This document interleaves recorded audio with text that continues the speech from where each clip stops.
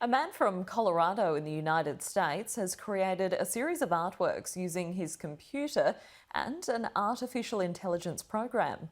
One of his works has won first place at the Colorado State Fair, and it has been sold for 1,100 Australian dollars. The sale has drawn a lot of criticism from around the art world. No one, as far as I know, has won a contest using artificial intelligence generated artwork.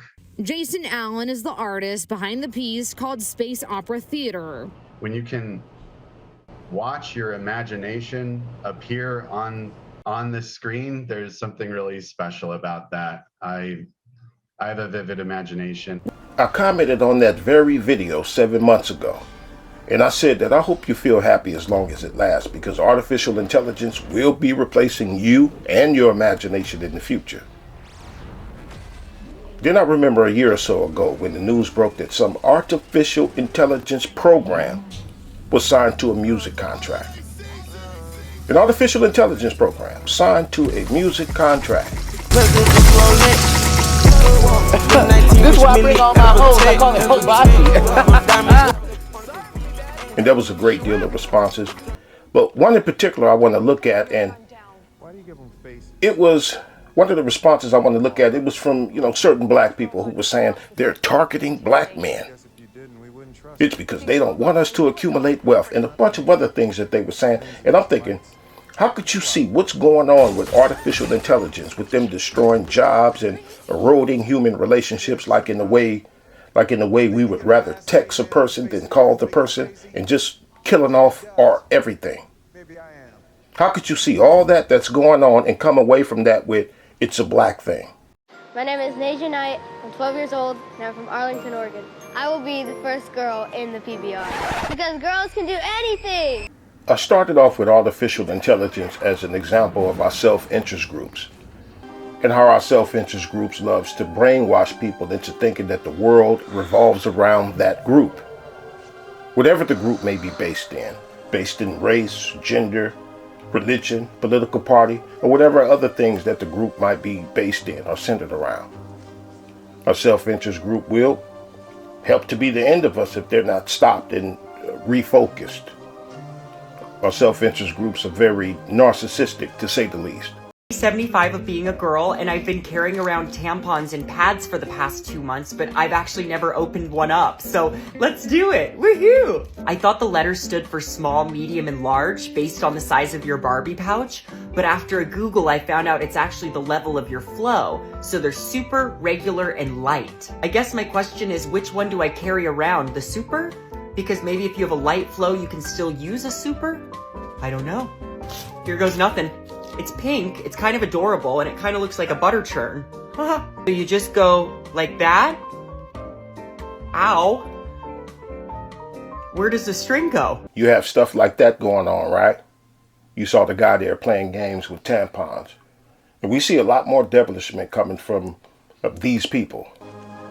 Men fake breastfeeding infants that they don't got from somewhere, and no doubt getting off on having their nipples sucked on by a newborn. No doubt getting off on it. We see all kinds of stuff coming from them. But women, who for some strange reason they think that they're feminists, but you know what, feminists are not. I see women calling this stuff misogyny. Brainwashed into thinking that the world revolves around females. Oh, this is going on because they want to replace women. Listen, men, males, man or boy, misogyny or not, don't want nothing to do with no tampons. We don't even want to touch a tampon. Even if they're still in the box, we don't want nothing to do with no tampons, let alone being out here playing with them and walking around with them in our purses. But it's called misogyny anyway by females who think that the world is all about them. This is what they've been led to believe. And it's like they know that they're grasping desperately to make it all about them, because I hear some of them calling it, this weird old stuff with the tampons and the purses and stuff. I hear them calling it, they know that this is not misogyny. I hear them calling it the new misogyny. Why? Well, because they know damn well that ain't no misogyny. But again, The thing is to make sure that all eyes stay on them. The last man on the teeter-totter is the winner. It's gonna be a bloodbath. Oh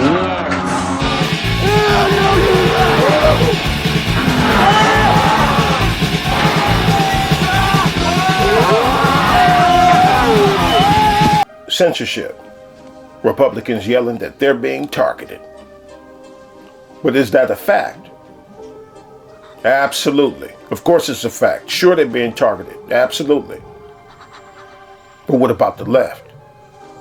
Have you seen how terrified they are to reverse themselves and begin to speak against what's now the mainstream narratives?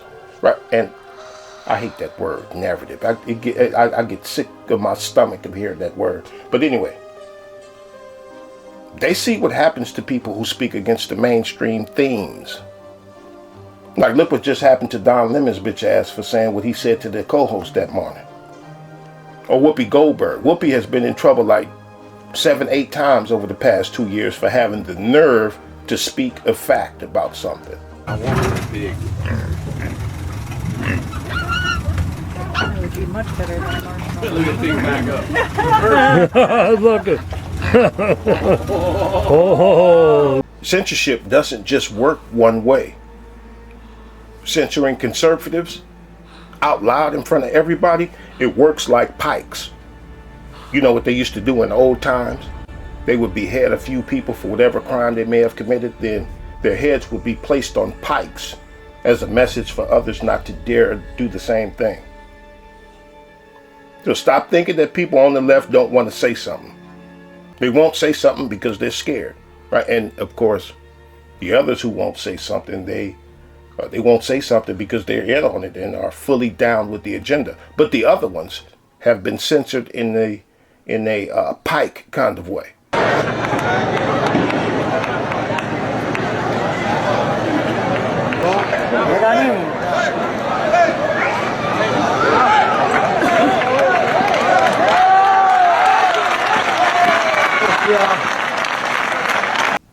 Asking for the horns, doing everything they can to make it appear that what's going on is designed to suppress and oppress their group. Self-interest groups fighting with other groups in the tug of war over the attention of the devil, fighting to be the focus of something evil. None of these groups will acknowledge that everybody is on the menu. And what I mean by self-interest groups, I mean whatever group we're in, whether we were birthed into the group or we joined it.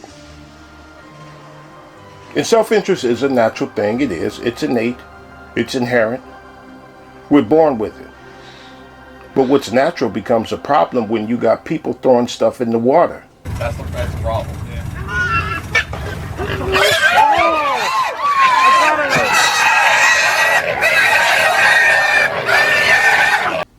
Like the relationships with those pigs and alligators.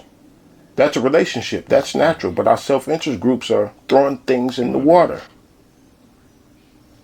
In the view. People like Klaus Schwab, the Rothschilds, Soros, and, people like that. The elite. I call them the few. They can pick us all off one by one. Easier. When we're only caring about our own group. And there's a lot of groups I didn't name, like Christians who foolishly believe that this is all about a war on Christianity. As if they haven't seen or heard of these non-Christian nations being threatened with embargoes and sanctions for not bowing down to the globalist agenda. But are Christians being targeted? Are females being targeted? Are black people being targeted? Absolutely. But so are white people, and Native Americans, and Hispanics, and they are really targeting the holy hell out of white people. But at the end of the day, it's humanity that's being targeted, not our little groups. It's God being targeted. Any concept of a God is what they're targeting, not just your little section of a God that you read about in the Bible. Everyone is on the menu.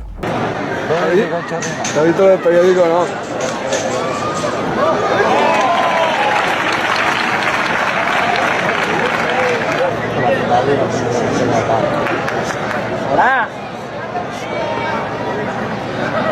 Hola.